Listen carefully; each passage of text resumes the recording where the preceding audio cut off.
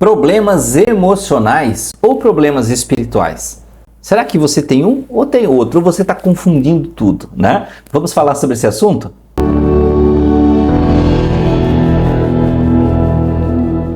Olá, seja bem-vindo ao nosso canal. Se você não me conhece, meu nome é Anderson Gomes. Nós falamos aqui sobre ciência, saúde, espiritualidade, falamos sobre as capacidades da mente, falamos sobre mediunidade e juntamos tudo isso para entender o ser humano de uma forma global, de uma forma holística e trazer muito mais saúde, equilíbrio na sua vida. Bem, vamos falar sobre essa questão hoje do que é emocional e do que é espiritual. Muita gente me procura em consultório, seja online ou presencial, e me pergunta: Anderson, estou passando por certos problemas emocionais, mas eu não sei, eu estou desconfiado que isso é espiritual, que pode ser alguma coisa, né? Espiritual, kármica, um espírito, um obsessor, tudo isso de acordo com as crenças que a pessoa tem, né? Eu acho que é pecado e aí Deus está me castigando. Nós atendemos pessoas e compreendemos os aspectos da crença das pessoas para poder conversar com elas e ter um atendimento terapêutico muito mais amplo, compreendendo a saúde dela. Bem, então veja, às vezes nós temos que fazer uma análise muito mais profunda. Muito mais profunda. Se você não fizer isso pessoalmente, tentando entender, você precisa buscar um terapeuta capacitado. No caso, a parapsicologia clínica ajuda muito nisso, né? Eu, como parapsicólogo, recebo clientes com esse tipo de demanda e aí nós vamos fazer uma análise de como está a sua vida, como era ontem, como é hoje, o que você pensa sobre o futuro, quais são as suas crenças pregressas, da sua família e como você encara as situações atuais que estão acontecendo. Se acontece algo errado, algo problemático na sua vida, por que você está remetendo ao espiritual? O que te faz pensar que é o espiritual? Certo? Se não é o espiritual, o que te faz pensar que é o emocional? Porque pode ser o contrário. Você pode achar que é emocional e ser realmente alguma coisa espiritual, né? E aí tem formas de se resolver isso. E aí nós explicamos para você de onde está vindo o um ou o outro. Às vezes tem a união das coisas. Sim, às vezes muitos problemas que nós caracterizamos como problemas espirituais, como por exemplo na crença espírita que há um obsessor que lhe persegue e lhe prejudica. E aí a pessoa, tá, mas como é que ele veio parar aqui? Aí tem toda uma explicação da doutrina, né, de como ela funciona e diz como acontece isso. Tá? Mas tudo bem, e como é o atingimento? Como ele atinge a pessoa?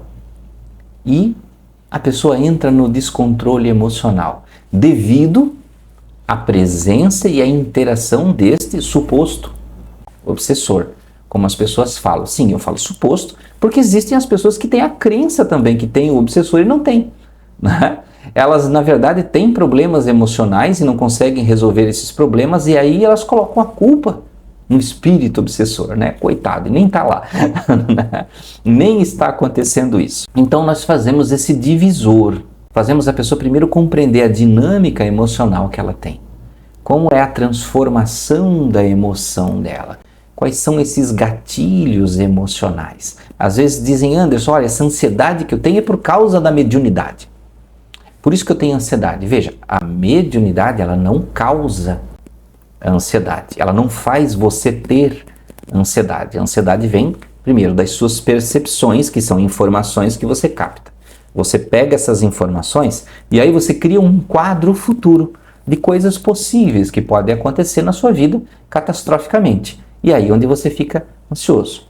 Tá, mas e o lado espiritual? Muito bem. Entendemos que nós temos os 5 sentidos e captamos as informações. A mediunidade também capta informações.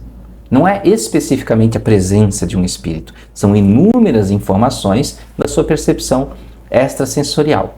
E aí, tendo muito mais carga de informações para você lidar, você gera mais quadros de ansiedade, mais quadros do futuro. Inclusive existe um artigo científico da psiquiatria que fala que os médiums, né, que os médiums podem ter um pouco mais de ansiedade. Eles sugerem isso, que devido à capacidade de percepção extrasensorial, eles podem ter um pouco mais de ansiedade que outras pessoas. Porém, neste mesmo artigo ainda fala que a mediunidade em si, ela não é uma patologia e nem causa dor de patologia.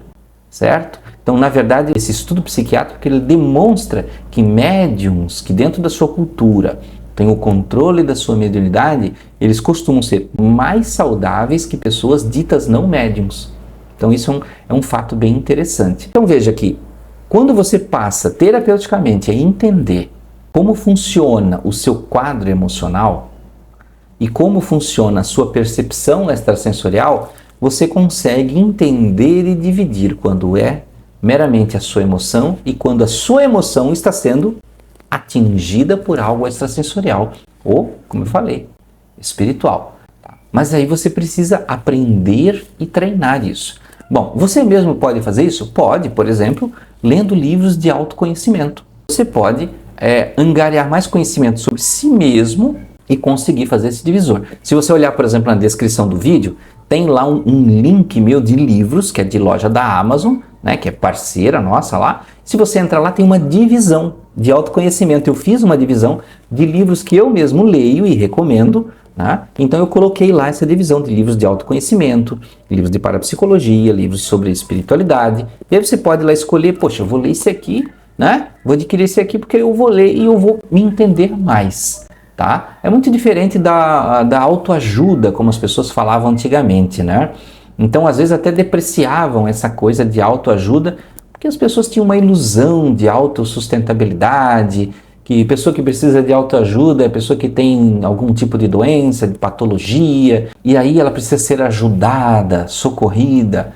Meus amigos, na verdade, todos nós precisamos de ajuda. Nós temos que aceitar isso, que às vezes, né, como eu falei no vídeo anterior, que o nosso mundo, nós temos as nossas próprias realidades, nós acreditamos em certas coisas e outros quadros da nossa vida nós não conseguimos olhar.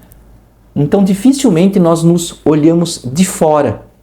Nós precisamos, às vezes, que alguém nos olhe de fora, como um terapeuta, um psicólogo, um parapsicólogo ou outro padrão de terapia. Então por isso que é importante esse olhar do autoconhecimento, seja com outra pessoa ou seja você mesmo. Ler estes livros e buscar entender como essas minhas emoções me atingem, quais são os meus sentimentos não processados, as minhas emoções. O que vem da minha infância, da minha adolescência, dos meus relacionamentos, colecionar esses dados, o que me atinge, como nos atinge e tentar definir isso dentro de nós mesmos, compreendendo muito mais o que é realmente espiritual, o que é emocional. Mas isso precisa de um trabalho interno, de você empreender isso. Não é um processo automático, não é um processo que simplesmente você estala o dedo, basta fazer uma meditação meramente.